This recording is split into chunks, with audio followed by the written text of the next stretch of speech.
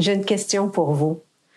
Comment fait-on pour bien mesurer notre niveau de tension corporelle si notre seul point de référence est notre propre expérience? Pas très scientifique, n'est-ce pas? C'est assez facile d'identifier les variations de tonus et on peut savoir si on est plus ou moins tendu ou détendu à un moment donné.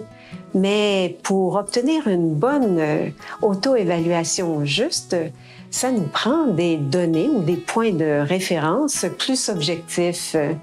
Et c'est un peu complexe à accumuler dans notre vie parce qu'on ne se promène pas comme ça en touchant le bas du dos des gens qu'on rencontre pour se bâtir une banque de données.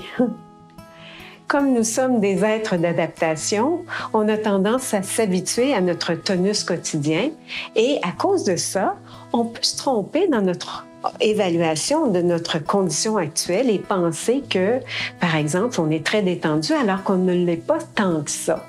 Surtout si il y a très longtemps qu'on a expérimenté un moment de paix ou un moment de profonde relaxation. Je rencontre ce genre de situation très régulièrement dans ma pratique et je vais vous donner 2 exemples.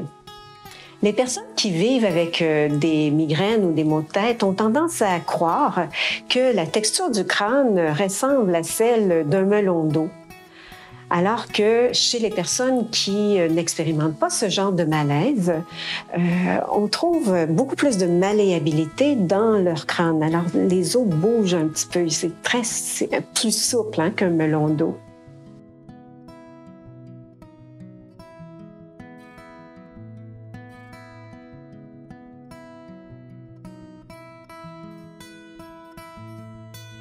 Deuxième exemple, les personnes qui vivent de l'anxiété pourraient croire que la région du thorax est rigide et qu'il y a très, très peu de mouvement dans les côtes.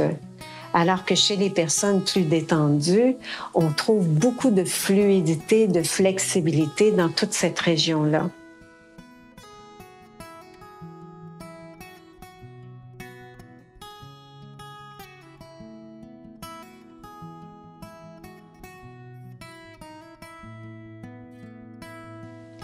J'ai tellement touché de personnes, tellement touché de corps depuis le début de ma carrière, voilà, plus de 42 ans maintenant, que je sais depuis très longtemps maintenant exactement à quoi ressemble l'état d'un corps en équilibre. Alors, j'enseigne à ma clientèle comment reconnaître les différences très exactes, très spécifiques entre la texture et puis la qualité de mouvement d'un corps en équilibre, peu importe la quantité ou l'amplitude du mouvement qui est disponible dans cette personne-là, parce que ça va varier certainement d'une personne à l'autre, évidemment. Une fois qu'on a ces informations plus justes, on est capable d'ajuster notre interoception, cette capacité qu'on a de percevoir les choses de l'intérieur, et ça nous permet de mieux prendre soin de nous et d'améliorer notre condition au quotidien.